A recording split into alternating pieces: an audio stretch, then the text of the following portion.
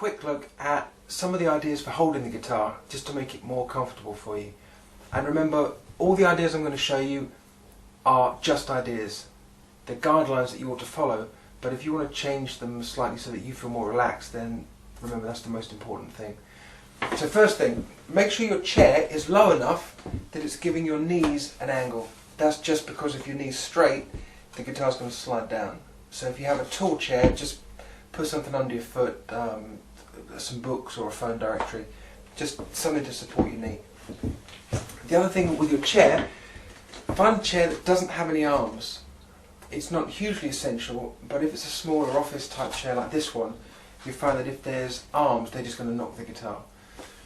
So when you hold the guitar, make sure that the hand you're going to strum with is resting on the corner.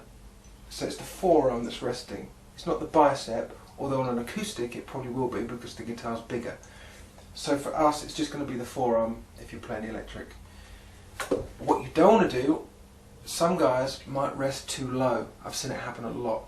And what that does, it might feel more comfortable, and certainly to begin with you can see what you're doing down here a lot easier. But you want to make sure your elbow is just at the corner, because it can give you all sorts of playing problems and wrist situations if you go too low.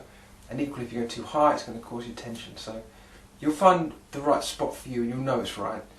But it's going to be kind of a 45-degree angle just in the corner. And as far as your back is concerned, you don't want to be slouching. You don't want to be fully upright because it's just not going to feel natural. But if you slouch, again, that's going to cause you not only bad posture, you're going to feel lazy, so your brain's not going to work so well. But you're going to find it hard to reach some of the things at the front of the guitar, especially power chords, when you get onto power chords. And for your thumb on the left hand, just keep it rested on the top. You don't want it too low. Sometimes we do, but that's only if we're doing stretchy chords or scales. And you'll be told when to do that throughout the course. So assume, on all we do, that your thumb is resting over the top. You don't have to really push it over, but just rest it nicely. And there's one more thing to talk about. If you want to change legs, because sometimes it can feel more comfortable to do that, make sure the guitar has an angle. If it's like this, again you're going to find that you're reaching forward to have a look. So on this leg or this leg, push the guitar slightly away from you. Not masses, but just enough so that when you're at the side, you can just tilt the guitar back and then you can see down a lot easier. So have fun with the postures and literally just find what is right for you.